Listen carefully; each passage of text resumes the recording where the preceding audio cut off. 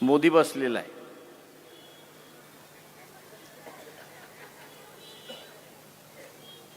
पूर्णपणे मोदी बसलेला आहे. त्याचा फोटो दिसला तरी हे घाबरतात. का त्यांनी सांगितलंय माझ्या वाटेला गेलात तर तुमचं सगळं चारित्र्य माझ्या समोर आहे. माझं रेकॉर्ड सगळं आहे तुमच्या चारित्र्याचा. तुम्ही बोलायला लागलात, बोंबलायला लागलात, काही करायला लागलात तर जेलचे दरवाजे उघडे आहेत. कोर्टात फक्त ती कागद घेऊन जायची आहे, दाखवायचं आहे आणि कोर्ट तुम्हाला जेलमध्ये टाकल्याशिवाय राहणार नाही, एवढं लक्षात.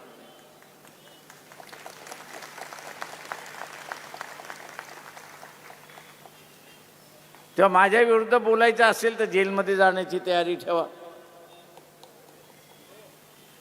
आणि जेलच्या बाहेर राहायचं असेल तर गप्प बसा, खोट्या प्रश्नावरती लढा.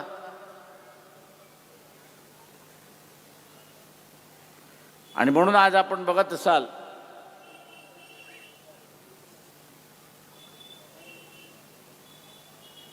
की बिहार सारख्या राज्यामध्ये सुद्धा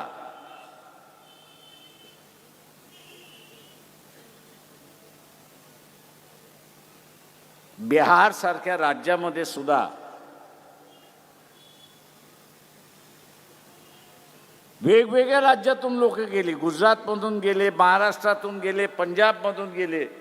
कोविडच्या कालावधीमध्ये त्यांच्या पायाला भेगा पडल्या होत्या आणि तो बिहारी होता.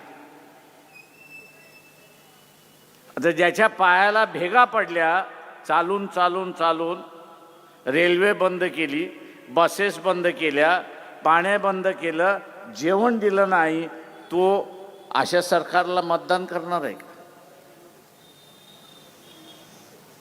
मी ज्यांना ओळखत होतो, मी त्यांना असताना विचारलं काय क्या करोगे? बोले सर हम भूले नहीं कि हम कितने किलोमीटर चल के आए, हम भूले नहीं कि हम कितने किलोमीटर चल के आए. उन्होंने उस वक्त हमको देखा नहीं, अब इनको हम देखने के लिए तैयार नहीं है. ही त्याची भावना, ही त्याची भावना होती. आणि त्याच बिहारमध्ये आपण बघतोय की राजकीय पक्ष हारले आणि भारतीय जनता पक्ष जिंकले. मी तिथेच असणारं म्हणतोय की इथे असणारं इलेक्शनच्या माध्यमातून राजकीय पक्ष संपवण्याचा खेळ चाललाय, शीद करण्याचा खेळ चाललेला आहे.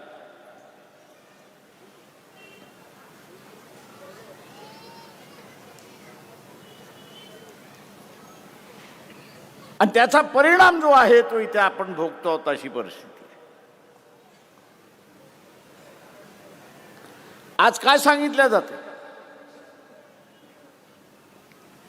की आम्ही विश्वगुरू आहोत.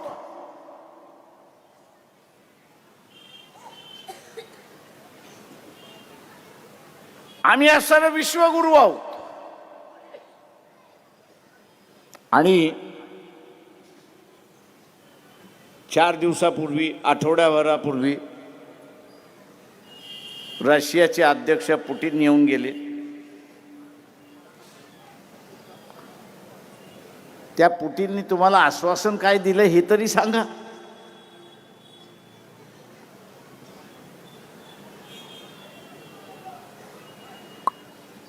त्या पुतिनने करारनामे काय केलेत हे तरी सांगा.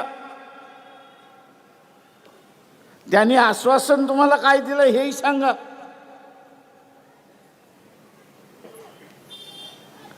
तो आला, 2 दिवस राहिला, विमानात बसला आणि परत गेला. ना पुतिन बोलायला तयार आहे, ना इथे असणारं मोदी बोलायला तयार आहे.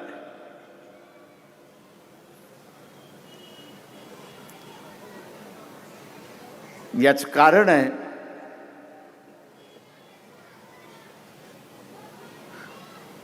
की मोदीच्या कालावधीमध्ये या विश्वगुरूच्या नादामध्ये त्यांनी एकही मित्र ठेवला नाही, अशी असताना परिस्थिती आहे. एकही मित्र ठेवला नाही. सिंधूरच्या 4 दिवसाच्या युद्धामध्ये एक राष्ट्र तुमच्या बाजूने उभं राहिलं का सांगा?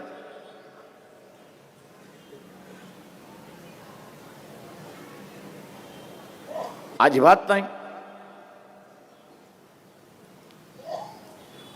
2-3 महिन्यामध्ये पुन्हा एक युद्ध होईल.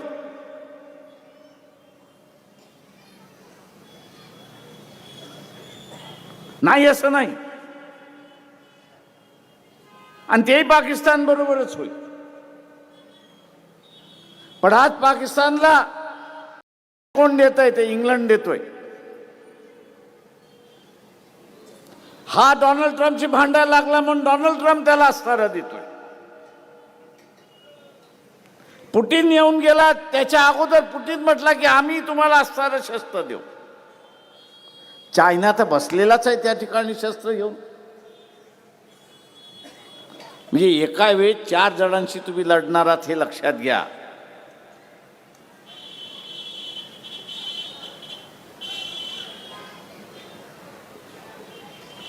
देश, इतर देश जे आहेत ते भारताच्या विरोधात नाहीत किंवा भारतीय जनतेच्या विरोधात नाही.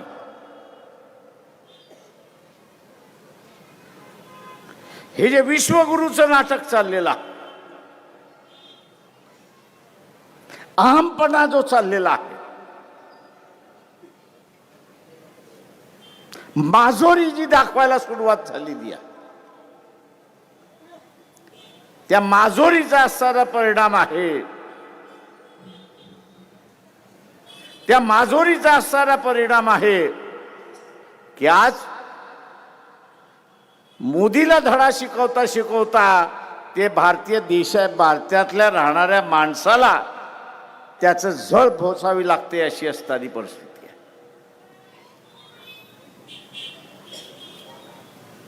इथला जो सनातनी आहे त्या आव्हान आहे त्यांना.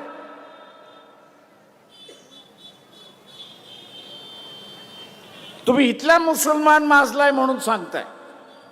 कदाचित माजलाही असेल, मी नाही म्हणत नाही. पण जग आता असताना पाकिस्तान मधल्या मुसलमानांना माजवतोय, त्याचं काही आहे?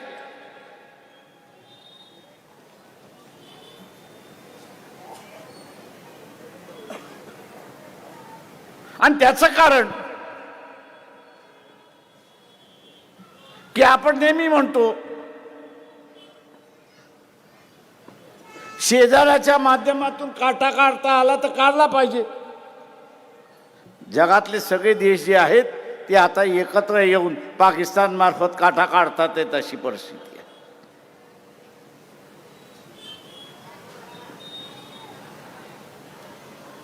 बिहारच्या निवडणुकीनंतर आता असणारा मोदींची भाषाच बदलली. मी जे काय करतोय त्याला भारतीयांचा पाठिंबा आहे.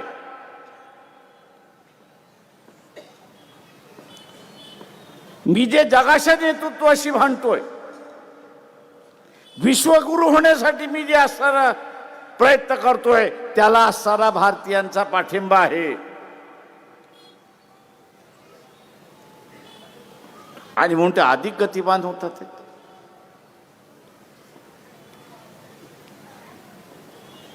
एक ऐतिहासिक सत्य आहे की जगामधल्या असणाऱ्या वेगवेगळ्या राज्यांमधली, देशांमधली लोकसंख्या ही कमी व्हायला लागते. आणि भारताची लोकसंख्या ही आहे तेवढीच आहे.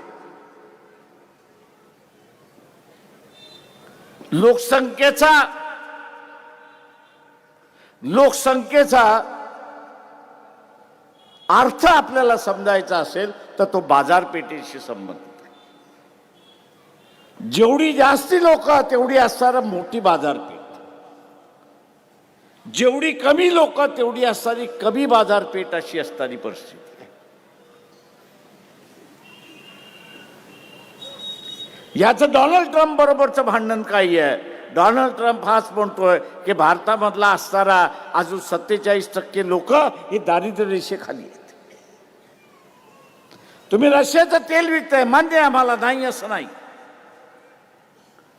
पण वर्षभराला 40 ते 44 हजार कोटीचा नफा जो होतो, रशियाचं तेल विकून नफा जो होतो, हा नफा कोणाला जातो? भारताच्या तिजोरीमध्ये जातोय की रिलायन्सच्या तिजोरीमध्ये जातोय? तो भारताच्या तिजोरीमध्ये जात नसेल तर आम्ही तुमच्याशी भांडण केल्याशिवाय राहणार नाही, हा तो म्हणतोय. आणि म्हणून तो म्हणतोय तुमच्यावरती 50% टॅक्स लावला.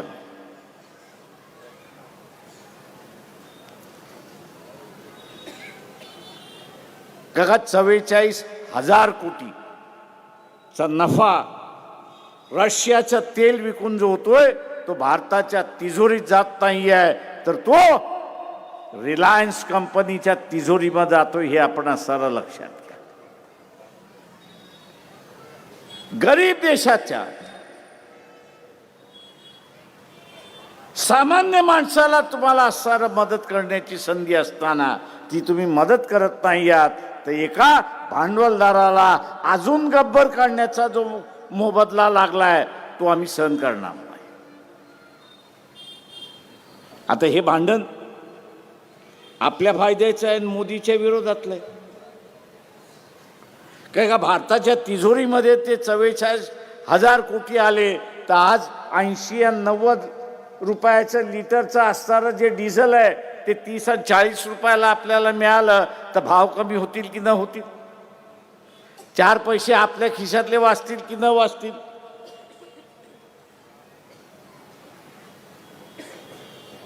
आणि म्हणून मग अशी मी म्हणालो की जग भारतीय जनतेच्या विरोधात नाही आहे, तर जग हे मोदीच्या विरोधात आहे. पण मोदी असं दाखवतोय की जनता माझ्या बरोबर आहे, अशी असणारी परिस्थिती आहे. माझं आव्हान आहे, मी म्हणत नाहीये की पाकिस्तान बरोबर युद्ध होईल.